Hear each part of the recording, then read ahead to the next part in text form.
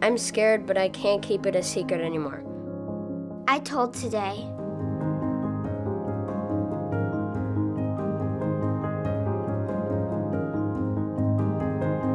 Wow, it's really a big yellow house. It is like a people-sized dollhouse. It doesn't look so scary. What are they going to do here? So when kids come to the Big Yellow House, the goal is always to have them feel like they're in a safe, comfortable environment. I like to think of it as like a big box of crayons because there are so many colors. Inside, it looks pretty friendly. A nice lady met us.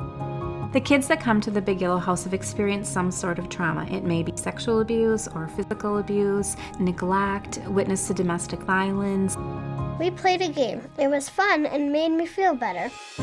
So the goal now is to consolidate everything, to have one location where everything occurs under one roof. Another lady took me to a special talking room. She told me people would watch our talk.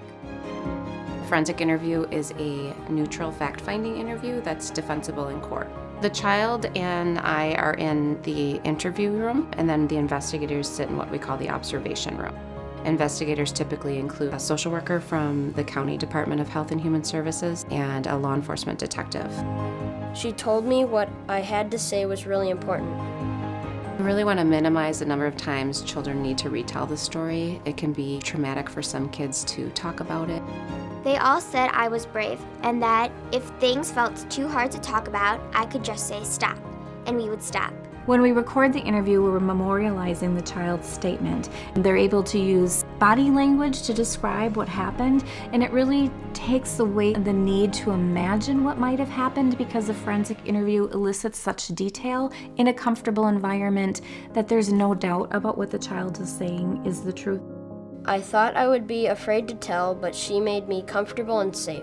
I told her everything. There is a nurse who works here who does checkups on kids like me every day. Having the nurse here allows us to be a one-stop shop. She is able to provide an expertise in forensic medical evaluations, and when she's documenting injuries or collecting evidence, she's doing that with the filter of looking for child abuse. She is able to back up her findings with research. She's able to testify in court as an expert on child abuse. The checkup wasn't scary. It went pretty fast, and they explained everything they did.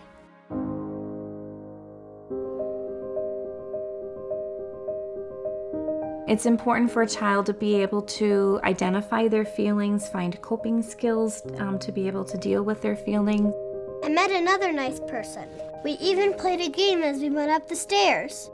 Upstairs is children's place, so it's children's mental health issues. We know that in order for a child to heal, they need ongoing mental health services as well as their caregivers do. Therapy helps in all kinds of different ways. Inside, they have all of these big feelings and they don't know what to do with them. She said we could play when I wanted and get to know each other. And I could have Mom with me or not. I make it clear to the kiddos right away that, you know what, you don't have to say anything in here unless you decide you want to. That's really, one of the rules. So many times kids, no matter their age, just feel guilty and they didn't do anything wrong. I know I'm going to like it here. I like having choices.